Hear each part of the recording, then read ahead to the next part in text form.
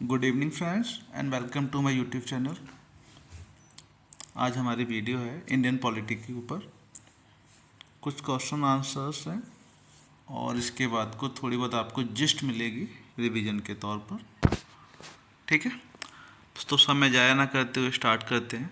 हमारा पहला प्रश्न कह रहा है भारत की प्रकृति है। अच्छा, भारत क्या है? पहला है A union of states, B है कन्फेडरल ऑफ स्टेट्स, सी है फेडरल ऑफ स्टेट्स। ये तीन होते हैं ना, यूनियन, कन्फेडरल और फेडरल। तो प्रकृति क्या है भारत की? A is correct, India is union of states.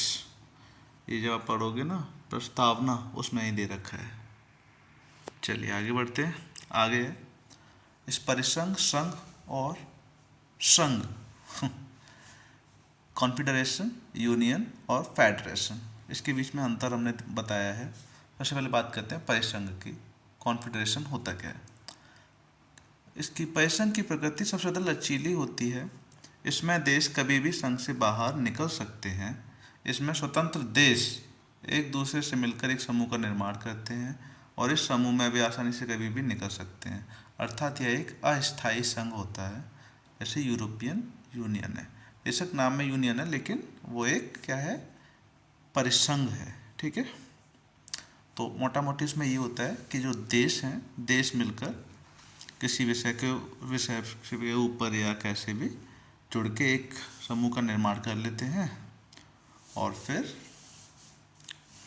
जब कभी ज़रूरत आन पड़ती है तो वो उससे आसानी से बाहर भी निकल जाते हैं। अब बात करते हैं यूनियन। यूनियन, इसकी प्रकृति सबसे ज़्यादा कठोर होती है। इसमें मैं आपको सीधे बताता हूँ, आप लोग पढ़ लेना। यूनियन में होता क्या है कि एक बड़ा क्षेत्र जो केंद्र के अधीन है, केंद्र उस क्षेत्र को अपने हिसाब से छोटे छोटे राज्यों में बांट देता है। ठीक है, तो इस व्यवस्था में क्या है, केंद्र मजबूत रहेगा ही रहेगा, भाई वही तो बांट रहा है। तो इस व्यवस्था में केंद्र हमेशा मजबूत रहता है और इस व्यवस्था में आपको एकल नागरिकता का प्रावधान मिलेगा जो केंद्र ही जारी करता है। ठीक है, और यहाँ पे क्या है, एकल संविधान ही मिलेगा जो कि केंद्र का संविधान रहता है। मतलब इसका ये हो कि राज्य अपना संविधान अलग अलग नहीं बना सकते हैं। जैसे कि भारत, भारत क्या है, यूनियन है, वही हमने वहाँ लगाया है ऑप्शन। अगला है संघ या फेडरेशन। फेडरेशन की प्रकृति थोड़ी लचीली होती है। और फेडरेशन में क्या होता है, फेडरेशन में उल्टा है। उसमें क्या है, फेडरेशन में जो राज्य होते हैं, राज्य मिलकर एक संघ का निर्माण करते हैं। तो इसमें जो राज्य हैं वो उनकी भी भूमिका महत्वपूर्ण रहेगी, भाई वही तो बना रहे हैं। तो इसलिए ये लचीली प्रक्रिया होती है। लेकिन परिसंघ होता है उससे ज़्यादा, उससे थोड़ी सी कठोर होती है। इसमें मतलब राज्यों का अगर आपने बना लिया केंद्र, तो इतनी आसानी से नहीं निकल पाओगे आप। ठीक है, इस व्यवस्था में दो या दो से अधिक राज्य मिलकर केंद्र का निर्माण करते हैं, जो भी बताया हमने। इस व्यवस्था में आंतरिक मामलों का नियंत्रण राज्य अपने पास ही रखते हैं। ठीक है, केंद्र को नहीं देते। एवं इस व्यवस्था में दोहरी नागरिकता का प्रावधान देख सकते हैं। यहाँ दोहरी नागरिकता मिलती है, एक तो केंद्र देता है नागरिकता, एक मिलती है राज्यों की, क्योंकि भाई राज्य पावरफुल है, यहाँ पे पेरेंटल बॉडी है राज्य। ठीक है, जैसे कि अमेरिका, अमेरिका में कितने, अमेरिका 50 राज्यों ने मिलकर अमेरिका का निर्माण किया है। ठीक है, यूनाइटेड स्टेट्स ऑफ अमेरिका 50 राज्यों का समूह है। चलिए आगे बढ़ते हैं। अगला प्रश्न है संघ के मंत्री और राज्य के मंत्री किसकी शपथ लेते हैं? याद रखना, मंत्री पद की बात कही गई है। ऑप्शन हमारे ए संविधान के प्रति पद की शपथ, ऑप्शन बी गोपनीयता की शपथ, ऑप्शन सी पद और गोपनीयता की शपथ। दोनों की है, मतलब उपयुक्त में से कोई नहीं। राइट आंसर इज सी, पद की शपथ और गोपनीयता की शपथ। ठीक है, मतलब संविधान के प्रति पद की शपथ भी लेंगे वो और गोपनीयता की शपथ भी लेंगे, दोनों शपथ लेंगे। गोपनीयता की इसलिए लेनी पड़ती है कि भाई मंत्री हैं, बड़ी जिम्मेदारी है, तो जो भी चीज़ें इनके दिमाग में आए उन्हें अगर सीधे बताने लगे ये, तो दिक्कत भी हो सकती है ना, इकोनॉमिकली, या आप समझ ही रहे होंगे। तो इसलिए गोपनीयता की शपथ इनको दिलाई जाती है संविधान के प्रति पद की शपथ के साथ साथ। ठीक है, इम्पोर्टेंट पोजीशन पे होते हैं ना। अगला है संसद सदस्य, विधानमंडल के सदस्य, सुप्रीम कोर्ट के न्यायाधीश, हाई कोर्ट के न्यायाधीश और सीएजी क्या है, किसकी शपथ लेते हैं? इसके ऑप्शन है संविधान के प्रति सच्ची श्रद्धा और निष्ठा की शपथ, बी गोपनीयता की शपथ, सी पद और गोपनीयता दोनों की शपथ, डी उपयुक्त में से कोई भी नहीं। तो इनके लिए सिर्फ ऑप्शन ए संविधान की शपथ लेते हैं ये लोग। ठीक है, गोपनीयता जैसी कोई बात इनके पास वो कुर्सी है ही नहीं, गोपनीयता की शपथ लीजिए, संविधान की शपथ लेके आराम से देश चलाते हैं। अगला है जनसंख्या नियंत्रण और परिवार नियोजन, विवाह या विवाह विच्छेद किस सूची के विषय हैं? 3 तरह की सूचियां हैं, 3 ऑप्शन हैं, ए समवर्ती सूची, बी राज्य सूची, सी संघ सूची। सोचिए। तो इसका राइट आंसर है ऑप्शन ए समवर्ती सूची में आता है ये। लोक व्यवस्था, लोक स्वास्थ्य और स्वच्छता किस सूची के विषय हैं? ऑप्शन से हमारे ए संघ सूची, बी समवर्ती सूची, सी राज्य सूची। इसका जो ऑप्शन है वो है ऑप्शन सी राज्य सूची। ठीक है, आगे बढ़ते हैं। अगला प्रश्न है बीमा विदेशी ऋण किस सूची के विषय हैं? इसमें उत्तर ही दे दिया भाई। चलिए, प्रश्न ये रहेगा, है ना। ऑप्शन से हमारे ए राज्य सूची, बी संघ सूची और सी समवर्ती सूची। तो जो हमारा उत्तर है वो रहेगा ऑप्शन बी संघ सूची के विषय हैं ये। आगे बढ़ते हैं।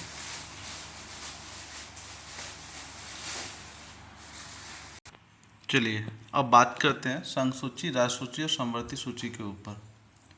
तो संघ सूची में केंद्र सरकार ही बनाएगी कानून। उस समय संविधान बना था तब कितने थे विषय? 97 विषय थे। वर्तमान में 100 विषय हो गए संघ सूची में। राज्य सूची में कानून बनाएगी राज्य सरकार, और जब ये बनी थी तब 66 विषय थे, अब हो गए 61। इतना याद रखना होता है इसमें। अगला है समवर्ती सूची। इसमें जो है केंद्र व राज्य सरकारें दोनों ही कानून बना सकती हैं, लेकिन क्या है, कानून का विषय समान होने की स्थिति पर केंद्र सरकार द्वारा बनाया कानून ही मान्य होगा। राज्य वाला जो कानून है वो अपने आप ही क्या हो जाएगा, कोलैप्स हो जाएगा, समाप्त हो जाएगा। संविधान के लागू होने के समय समवर्ती सूची में 47 विषय थे, वर्तमान में कितने? 52 विषय। चलिए आगे बढ़ते हैं जल्दी जल्दी। अगला है राष्ट्रीय आपातकाल के समय कौन सा अनुच्छेद निलंबित नहीं होता? ऑप्शन है हमारे ए अनुच्छेद 16, बी अनुच्छेद 18, सी अनुच्छेद 24 और डी अनुच्छेद 21। राष्ट्रीय आपातकाल के समय की बात कर रहा है, नेशनल इमरजेंसी लग जाए तो सीधा सा है, कौन सा निलंबित नहीं होता है ना, नहीं होता पूछ रहा है, तो हमारा ऑप्शन हो जाएगा डी अनुच्छेद 21। अनुच्छेद 20 और 21 ये कभी भी निलंबित नहीं हो सकते। अनुच्छेद 19 फिर भी निलंबित हो जाता है। 19 क्या है? स्वतंत्र, वो वाक स्वतंत्रता है ना, बोलने की स्वतंत्रता, ये उस समय खत्म हो जाती है। 21 क्या है? जीवन की जीने की स्वतंत्रता है, तो वो तो रहेगी रहेगी भाई, उसको थोड़ी आप खा जाओगे। इसलिए वाक स्वतंत्रता तो खत्म हो जाती है राष्ट्रीय आपातकाल में, लेकिन जीवन जीने की स्वतंत्रता बरकरार रहती है। तो आर्टिकल 20 और 21 को कभी भी हम ख़त्म नहीं कर सकते। ठीक है, आगे बढ़ते हैं। भारतीय संसद की पहली बैठक कब हुई? ऑप्शन है हमारे 13 मई 1952, बी 10 जून 1952, सी 18 जुलाई 1952, डी 24 जुलाई 1952। ऑप्शन ए इज करेक्ट, 13 मई 1952। ये भारतीय संसद की पहली बैठक कब? प्रथम आम चुनाव के बाद की बात कर रहे हैं। ठीक है, पहले आम चुनाव जो हुए हैं उसके बाद कब हुई है। प्रारूप समिति का गठन कब हुआ?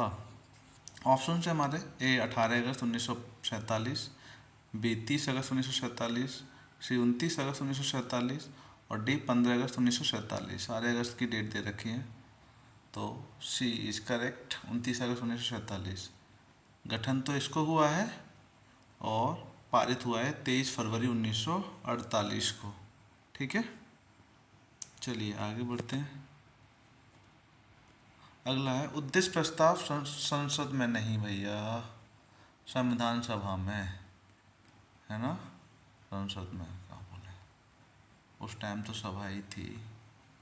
संविधान सभा में कब प्रस्तुत हुआ, ये हम पहले भी करा चुके हैं क्वेश्चन। ऑप्शन से हमारे ए 13 दिसंबर 1946, ऑप्शन बी 16 नवंबर 1946, ऑप्शन सी 25 जून 1946, ऑप्शन डी 17 जुलाई 1946। तो ऑप्शन ए इज करेक्ट, 13 दिसंबर 1946 और 46, ठीक है, को प्रस्तुत किया गया है और पारित हुआ है 22 जनवरी 1947 में, ठीक है।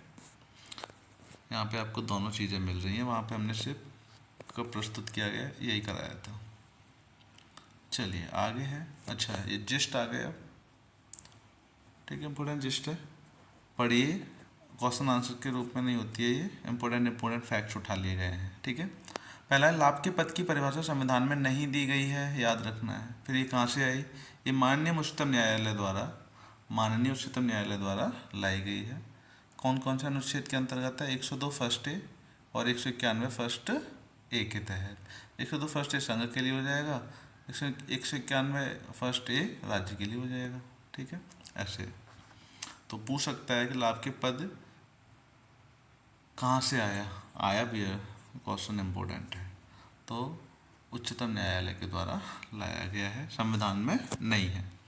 अगला है अनुच्छेद 103 के तहत संसदों की निर्भरता संसद सदस्यों के ना, संसद सदस्यों की निर्भरता से संबंधित प्रश्नों का निश्चय करने से पहले राष्ट्रपति निर्वाचन आयोग की सलाह लेते हैं, याद रखना। इसी तरह अनुच्छेद 192 में ये विधानसभा सदस्यों की निर्भरता से संबंधित प्रश्नों पर निश्चय करने से पहले राज्यपाल निर्वाचन आयोग की सलाह लेते हैं। तो इससे आपको एक क्वेश्चन और मिल रहा होगा कि संघ में या केंद्र में या सांसदों की निर्भरता से संबंधित कौन देखता है, राष्ट्रपति देखेगा, और विधायकों से संबंधित कौन देखेगा भैया, राज्यों में विधायक तो होते हैं तो राज्यपाल देखेगा, ठीक है। चलिए आगे बढ़ते हैं। कुछ प्रमुख दिवस हैं, जैसे कारगिल दिवस 26 जुलाई को मनाया जाता है, पंचायती राज दिवस 24 अप्रैल को होता है हर साल, विधि दिवस 26 नवंबर को होता है। क्यों होता है 26 नवंबर को, 26 नवंबर 1949, है ना। क्या हुआ, ये बन के तैयार हो गया था संविधान, इसलिए विधि दिवस के रूप में मनाते हैं उसे। भारतीय संविधान की प्रस्तावना में भारत शब्द कितनी बार आया है, 2 बार आया है। इसके अलावा न्याय, स्वतंत्रता, समता, ये सब कितनी कितनी बार आए हैं, हम पहले करा चुके हैं, आप जाके पुरानी वीडियो देख सकते हैं। जैसे स्वतंत्रता आई है 5 बार, न्याय 3 बार, समता 2 बार, है ना। चलिए आगे बढ़ते हैं। ये जो बोडो भाषा असम की है, डोगरी भाषा जम्मू कश्मीर की है, मैथिली भाषा बिहार झारखंड में बोली जाती है, संथाली भाषा जो है वो छत्तीसगढ़ की है, ठीक है। अगला है 9वीं अनुसूची में कुल 284 धाराएं डाल दी गई हैं। इसमें पहली जो धारा है फर्स्ट, कौन सी, फर्स्ट, वो है बिहार भूमि सुधार अधिनियम 1950। सेकंड धारा मुंबई भूमि सुधार अधिनियम 1948, और ऐसे ही 284वीं अगर धारा की बात करोगे तो वो पश्चिम बंगाल भूमि सुधार अधिनियम 1991 है, वी, है ना, वी 284वीं धारा, ठीक है। 9वीं अनुसूची में ये अनुसूची पता है क्या है, इसमें क्या है, इसमें अगर आपने कानून बना के डाल दिए तो ये प्रावधान रखा गया था पहले कि जो न्यायपालिका है वो इस अनुसूची में डाले गए कानूनों पर कोई भी बात नहीं कर सकती है, मतलब आप उसे न्यायपालिका के समक्ष प्रस्तुत नहीं कर सकते उस कानून को। लेकिन बाद में कोर्ट ने एक कट ऑफ डेट दे के उसको हटा दिया है, ठीक है। अब आप चाहें तो इस धारा के कानून को भी चुनौती दे सकते हैं, और इस अनुसूची में डाले गए तो कानून को चुनौती दे सकते हैं।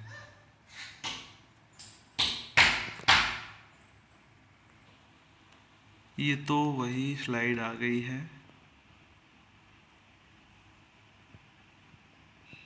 चलिए आगे बढ़ते हैं। ये हमने पहले बता ही दिया। उद्देश्य प्रस्ताव प्रस्तुत हुआ है 1946 में और इतने को पारित हुआ है। अब भारत का राष्ट्रीय ध्वज पिंगली वेंकैया द्वारा बनाया गया। ठीक है।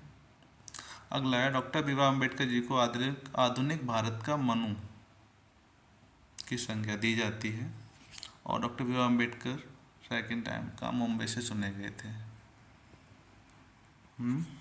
ठीक है। उस संविधान सभा में कहाँ से चुने गए थे? तब पश्चिम बंगाल से चुने गए थे।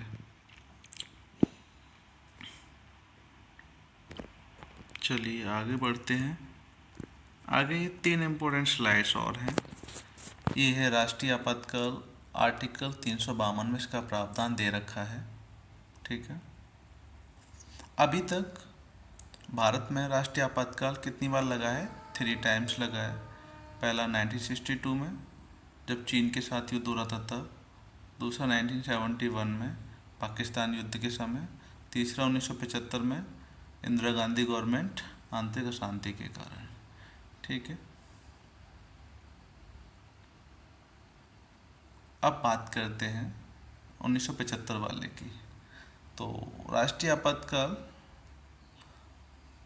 आंतरिक अशांति के कारण 25 जून 1975 से 21 मार्च 1977 तक चला। यह लगभग 21 महीने चला।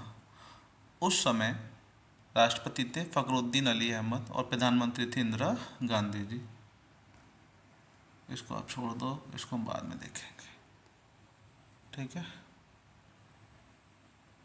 इसमें जैसे इम्पोर्टेंट पकड़ लेते हैं और कुछ नहीं। चलिए ठीक है। और सशस्त्र विद्रोह, राष्ट्रीय आपातकाल के लिए सशस्त्र विद्रोह का प्रावधान जोड़ा गया है 44वें संविधान संशोधन अधिनियम 1978 के द्वारा। ठीक है। चलिए आगे बढ़ते हैं। स्लाइड 18। अब है आर्टिकल 356, राष्ट्रपति शासन या राज्यों में आपातकाल लगता है तब। सबसे पहले पंजाब में 1951 से 52 के बीच राष्ट्रपति शासन लगाया गया। उस समय राष्ट्रपति कौन थे? डॉक्टर राजेंद्र प्रसाद जी थे। सबसे ज़्यादा बार उत्तर प्रदेश में 10 बार राष्ट्रपति शासन लगा है, लेकिन सबसे ज़्यादा समय तक राष्ट्रपति शासन पंजाब में लगा है। ये अवधि लगभग 3510 दिन की है। पंजाब में 9 बार राष्ट्रपति शासन लगा है। इंदिरा गांधी जी के कार्यकाल में राष्ट्रपति शासन 49 टाइम्स लगा है, सबसे ज़्यादा बार लगा है। अब तक लगभग 121 बार राष्ट्रपति शासन लगाया गया है। पंजाब में 1987 से 1992 के बीच 5 साल तक राष्ट्रपति शासन लगा रहा, जो कि इसकी अधिकतम सीमा 3 साल से भी ज़्यादा था। अतः राष्ट्रपति शासन की अधिकतम सीमा कितनी है? पता पड़ गया कि ऊपर से 3 साल की अवधि तक ही लगा रह सकता है, तथा इसे एक बार में 6 माह के लिए ही लगाया जा सकता है। 6 महीने करके इसे हम बढ़ा सकते हैं। ठीक है। एक बार में 6 महीने। चलिए अगला है अनुच्छेद 360, वित्तीय आपातकाल से संबंधित है। भारत में इस अनुच्छेद का प्रयोग अभी तक एक भी बार नहीं हुआ। वित्तीय आपातकाल क्या है? पैसों की कमी हो गई तो इस समय क्या होगा? सबकी तनख्वाह से कटौती की जाएगी, है कि नहीं है भाई? देश तो चलाना है। चलिए आगे बढ़ लेते हैं। डूरंट लाइन जो है वो 1893 में खींची गई थी और पाकिस्तान और अफगानिस्तान के बीच खींची गई है। आज के पाकिस्तान अफगानिस्तान, उस टाइम तो भारत और अफगानिस्तान के बीच थी। रेडक्लिफ लाइन 1947 में खींची गई और ये भारत और पाकिस्तान के बीच में खींची गई है रेडक्लिफ लाइन। देश की आज़ादी के बाद 552 देशी रियासतें भारत में विलय हुई, सही बात है, और 13 देशी रियासतें पाकिस्तान में गई, बिल्कुल सही बात है। भारत में देशी रियासतों के विलय में सरदार वल्लभ भाई पटेल ने महत्वपूर्ण भूमिका अदा की। इन्होंने हैदराबाद रियासत के लिए ऑपरेशन पोलो नामक पुलिस कार्रवाई की, नामक नहीं है, नामक है, नामक पुलिस कार्रवाई की। और जूनागढ़ के लिए क्या हुआ था? जनमत संग्रह कराया गया। और जम्मू कश्मीर को राजा हरि सिंह के द्वारा विलय पत्र पर हस्ताक्षर करा के लिया गया। और ये हस्ताक्षर कब किए इन्होंने? याद रखिए डेट, 26 अक्टूबर 1947 को इन्होंने इस विलय पत्र पर हस्ताक्षर किए। ठीक है। तो इस वीडियो में यहीं तक। Thank you so much. अगर आपको वीडियो पसंद आ रही हो तो लाइक करें और हमारे चैनल को सब्सक्राइब करें। Thank you.